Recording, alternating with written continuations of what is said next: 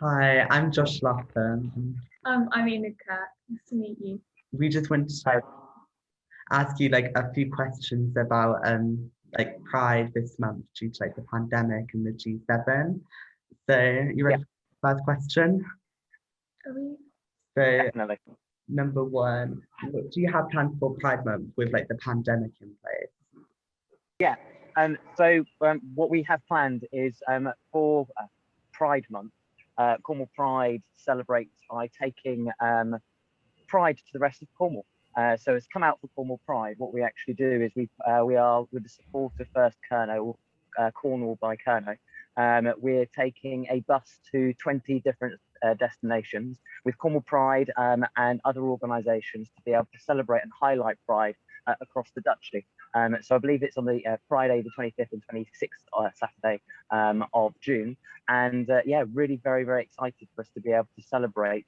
We go to Falmouth, Helston, Penzance, Hale, Porthleven, Camborne, Red Roof, Perranporth, Truro, I believe on the 25th.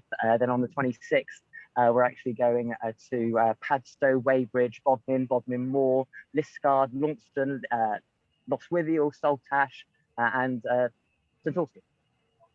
Brilliant, thank you. And do you have anything that you want the G7 to discuss? Yeah, no, absolutely. So as part of Pride Month, what Cornwall Pride have been leading on, which has been really, really exciting for ourselves at Pride, is we had an idea to be able to highlight human rights across the globe for the G7, and actually asked the G7 to put human rights on their agenda, not just this year, but permanently. And to highlight that, what we've actually done is myself and my partner, so I'm Matthew Kentworthy Gomez and my partner Nathaniel Kentworthy Gomez. We actually run the entire Cornish coast path with pride flags and our kind of we wear wings, so we've got pride wings as well. And essentially, what we've done is we've kind of surrounded the whole of Cornwall in a pride rainbow flag, the original Gilbert Baker rainbow pride flag, and and yeah, it's been incredible because what we've been able to do is we've had signatories to be able to sign. We've got the backing of organisations like UK Pride Organised Network and Interpride, which is the global Pride network, and local organisations like Kerno Matters to Us and Black Voices Cornwall to be able to address these issues, not only here in Cornwall and the UK. So we're talking about poverty, child poverty in Cornwall, food to share issues, as well as the reality that in at least 30 countries across the globe, it's illegal to be LGBTQ plus. And in at least 7 of those countries, it's punishable by death. And it's really scary that that still happens. And we need to be able to address that. And we hope that the global leaders can lead on not only the LGBTQ plus human rights globally, but the real challenges that we have now. So the racial challenges that have always been there, that need to be addressed again within all the different countries, as well as women's rights, and the list goes on. But it's really important that actually we address those. And Cornwall Pride's very simple values is love who you want to love, be who you want to be, and that really surrounds everything that we do. Yes, and how do you plan to make the festivities of Pride Month to be more environmentally friendly and sustainable? So one of the things that we've wanted to address as Cornwall Pride is exactly that.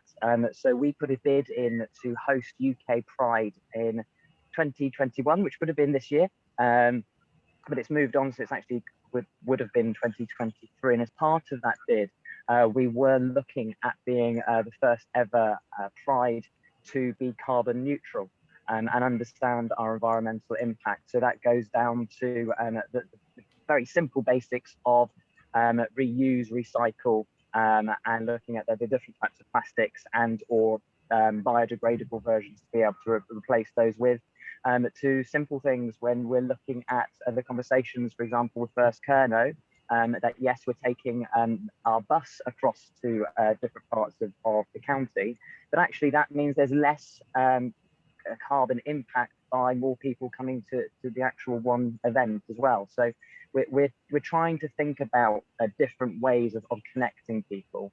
So again, by 2023, we are absolutely looking at being one of the first prides in the UK to be carbon neutral, which will also include a system of money to be able to plant trees. And there's an incredible tree, which you may or may not know about. It's a eucalyptus tree. Fantastic. It's not indigenous to this country, but it's beautiful, and its bark flakes off as rainbow. It's very, very pretty. So maybe we can have some of those somewhere. Brilliant, thank you. And have you been part of any protests? Have you been involved in anything recently? Yeah, so we've supported Sounds of the Sea, which was a cultural share of the sea and the sound down at Hale Beach. And that's been absolutely fantastic with Tartar Orchestra. And also Cornwall Pride, we did something a little bit of a protest where we shared, or actually showed, our very large pride flag. It's one of the biggest in the UK. It's 35 meters by 14 meters, so 35 meters in length and 14 meters wide. And we took it to Hale Towers and we flew it right across the beach from Cardiff Bay. And we're very thankful to have friends that are actually working at the G7 at the moment. And we have photos, and people were very, very excited that they were able to see the pride flag all the way across the bay. And we were hopeful that the G7 leaders, as a peaceful protest, for us to be able to say, look, we need to sort out human rights, again, not only within the UK and as part of the G7, but across the globe. Yeah, do you think that it was essential for the G7 to meet in person to discuss like climate and like world issues, like LGBT issues, or do you think it should have been over Zoom? I think one of the most important things to recognise is with the Zoom conversation, it's very difficult to get across your empathy, your understanding, your actions, and your animation and the connection between people. And the other part is legacy. So when you think about the G7 coming to Cornwall, doesn't necessarily matter about a financial legacy. And when we talk about Cornwall Pride as well, we're thinking about the emotional legacy, the excitement, the energy that it can actually drive. And the energy that the G7 has brought here to Cornwall won't just last out these 3 days. It will drive and inspire people right here in Cornwall to be able to deliver very exciting and do different things. And we've got to do things differently. If we don't do things differently, well, we're never going to be able to learn. So yeah, Zoom is there, which is fantastic. It doesn't replace the impact, the excitement and the drive and the inspiration that the G7 here in Cornwall will be able to have. That's really interesting, thank you. Would you be interested in the government discussing homophobia at the G7? And if so, how do you think it should be tackled? I think we've got a lot to answer for here in the UK. We still haven't banned conversion therapy, and it's going through another consultation. So conversion therapy is where an institution or a group of people will try to convert someone who is gay, lesbian, bi, back to being straight if they were straight, or heterosexual, and or as well conversion therapy with stopping somebody wanting to be a different gender. Our values again is love who you want to love, be who you want to be. And actually when you're looking at conversion therapy, it's just horrific to think that still continues here in the UK. And also that the challenges with the Gender Recognition Act as well, that is the consultation, parts of it have been relaxed with the understanding of gender recognition, but some of it's been delayed as well, and there's further consultation happening, let alone all the challenges with transgender people and within sports and competitive sports, that conversations are happening right now. Homophobia is part of a very important list of human rights that the G7 needs to be able to have a conversation. And yeah, it's very, very important for them to not only list that, but understand what that impact is, because it's a fundamental right to be able to be who you want and love who you want. If we just take it as don't want to be too cliche, but actually it's all about love. And it's really difficult to say that actually, how can you be told that you're not allowed to love someone consensually? So it's really, really important that the G7 are having these conversations. And again, yeah, if they can have a conversation about homophobia and discrimination and put that as part of their agenda, it would be an incredible, incredible thing. What would you like to say to like the world leaders regarding like pride and LGBTQ issues?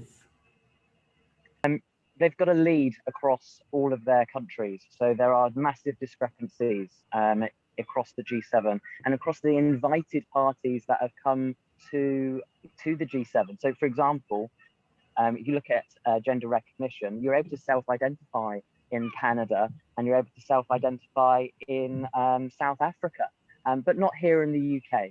And again, you're able to freely marry as a same-sex couple here in the UK, but you're not able to do that in Japan.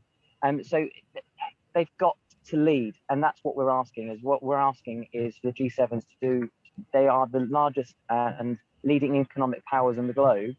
So actually, as they are leaders, then lead us, help and support themselves, but also help and support other countries in delivering the rights, human rights, to be able to save people's lives.